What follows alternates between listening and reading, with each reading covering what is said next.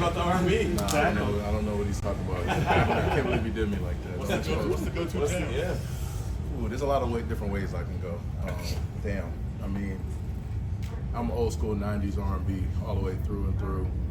Early 2000s, you know, all that good stuff. A little Bobby, a little New Edition, Jodeci, Jagged Edge. I'm all over the place with it. Doesn't matter. I was feeling Bobby this morning. But, Chris, yeah, absolutely. Boston guy. Yeah. Yesterday, watched you take one of your young teammates. You just put your arm around him and talked to him for a minute. I asked Patrick today. They knew you were a great player, but you've proven to be a great leader since you got here as well. Would you talk about that side of your game, please, sir? To me, I'm just someone who loves the game. Like, just football, it's the most rewarding, most humbling, most, like, just everything. Like, you get everything you need to learn in life, you learn through the game of football. You know, and so I'm just someone who always tries to respect the game and then just pay it forward. Everything I've learned through the game, I try to pour it on to the younger guys and just anyone who's willing to listen or anyone who asks me questions and just different things like that. Because, you know, we all got the same goal in mind at the end of the day. You know, we all come from similar backgrounds, although different places, similar backgrounds. You know, we all got similar goals in mind, whether that's to be our best, whether that's to feed our families, whether that's to leave a legacy, whatever it is. So a big part for me, while I'm trying to leave my legacy and do the best that I can be, is also help guys reach their goals. And that's the most important thing. Like, I feel like, you know, that's how you judge. That's how you're going to judge my career and my legacy. It's not Pro Bowls, sacks, any of that. It's my teammates and what they say about me and the lives I impact through this game. Was that something kind of that was talked to you about when coming to the Raiders? Yeah, a little bit, just kind of knowing like the culture and different things like that. But I've always just been someone who's big on respecting the game. You know, just trying to do it the right way, just naturally, but do it the right way. Questions about Coach, what's the next step for Malcolm, you think? Man, Malcolm's ceiling is so high. I think he can be one of the best edge players in the league. I mean, he's got so much to him. He's a technician, got a motor. It's different things like that that allows him to, you know, be effective. He's small, but he's mighty. Like, I mean, that's relative. You know what I mean? He doesn't look like the you know, typical DN outside linebacker, but that man's just strong technician and just willing to fight every play. So it's fun to watch. What you've seen so far, good. One at a time. Sorry. God, I've played really good in terms of playing with Max and OTs and anything up and down. As good as you thought it would be? I mean, we're like, it's fun. It's fun to definitely build and kind of like talk to him and see how he sees the game and, you know, work with him and work together. But we're just going to keep building every day.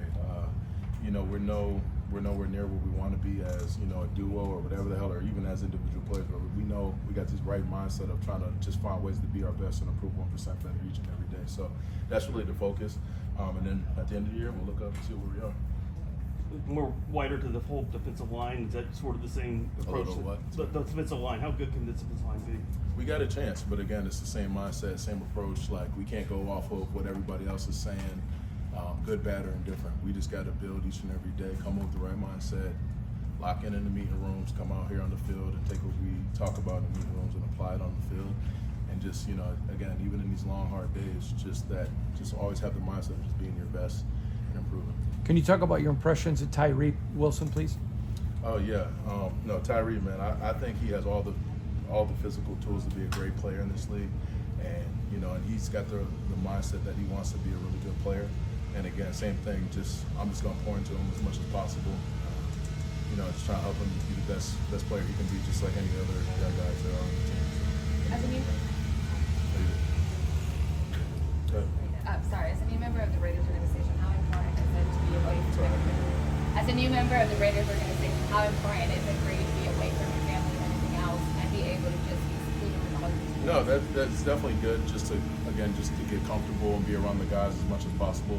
I mean, that's kind of the nature of training camp. But now being away, I mean, really got nothing else to do. Like, if I get bored, I'll go play cards with the guys or something, or just, you know, whatever it is. But you're just kind of forced to be around the guys, which is good. And, you know, build relationships with not just you know, the players, but the staff, everybody.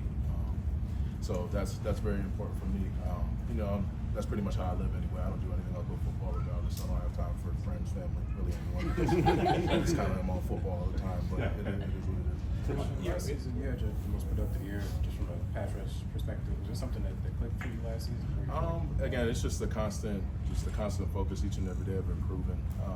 You don't know what at the beginning of the year, you work on so many things and you work on, improving all aspects of your game. So you don't know each year is different. You don't know what it's going to require of you or what it's going to look like. You just try to work on every bit of your game and improve each and every year. And, and wherever you end up kind of thing. But, just focusing on my craft and trying to develop. That's the biggest thing that, allows me to improve in the run game and pass game. I almost hate to bring this up, but Hard Knocks, the Giants, I don't know if you heard, there was some, I don't know if it was a scout or... You almost hate to bring it up. Yeah, You're gonna I know.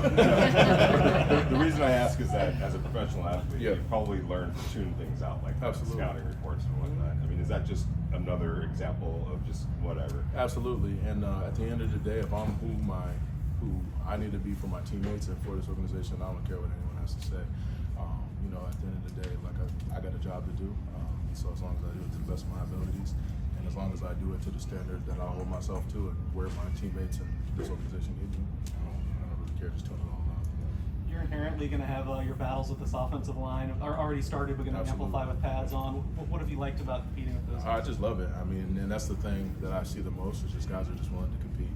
And that's the most fun part, this little back and forth. They get you here someplace, you get them here, hopefully more plays, a lot of plays. But, that's just what it's all about, and we're just making each other better. And we got a good front on both sides. So as long as we keep pushing each other, who knows where we can end up. So much of this game is about situational football. You guys came up with 2 interceptions in the red zone. Is it important to, even at this stage of the game, day 2 of training camp, to kind of build those sort of habits? Absolutely, because the game, it's the more detailed you are and the more heightened awareness you have, almost the faster you can play, and understanding situations is a big part of the game. There's so many little intricate parts of this game that probably a lot of you guys don't even understand, but the more detailed you are, the more of a heightened awareness you have and all those little things, it helps so much. Just like you said, knowing the red zone, knowing your third and whatever, it's second down, it's this, that, what teams like to do. There's all those little intricacies that go into it that, important to play well and play fast. Byron Young is a player that was rookie, didn't get a lot of burn last year, but it seems like he's getting more opportunities to practice so far. What have you seen from him? Yeah, no, BY, he does a heck of a job. He's definitely got a bright future ahead of him. And again, just another one of those guys I'm trying to pour into as much as possible, help him out wherever I can. And I think he has the right mindset as well, just trying to improve, trying to be better, and just trying to understand this league. And a lot of the time, in this league when you're a young guy, you go through so much. It's such an adjustment going from college to the pros, and sometimes it does take a while to figure it out. But as long as you have the right mindset and the willingness, you'll figure it out and it'll click. And then the sky's the simple. The other day, PG said that even as a rookie, you had leadership qualities and just to evolve into what you are now. Essentially, kind of like backwards. From PG, from what he was in Miami when you were there to what he is now. What would you say is different about him or better? Yeah, no, I definitely see a lot of growth in PG as a coordinator. Just his demeanor is completely different. Just his confidence, just how he, even just little things, commands a meeting room. You know what I mean? And it just shows why he's been able to improve like he has as a coordinator and do the things he has done as a coordinator. And I'm excited just to see what we can do as a defense with his leadership. He told us today that he made a script error before practice today, and he was beating himself up for it. Like, to have a coach take accountability like that, what does that mean for you? And that is a big thing. He definitely does take a lot of ownership and accountability. And again, that's important because not only does he hold you to a high standard and hold you to the standard of doing your job, and at a high level, he does the same for himself, and he's not afraid to be like, hey, I messed up. I'll be better here. It's not just all on other coaches, other players, whoever.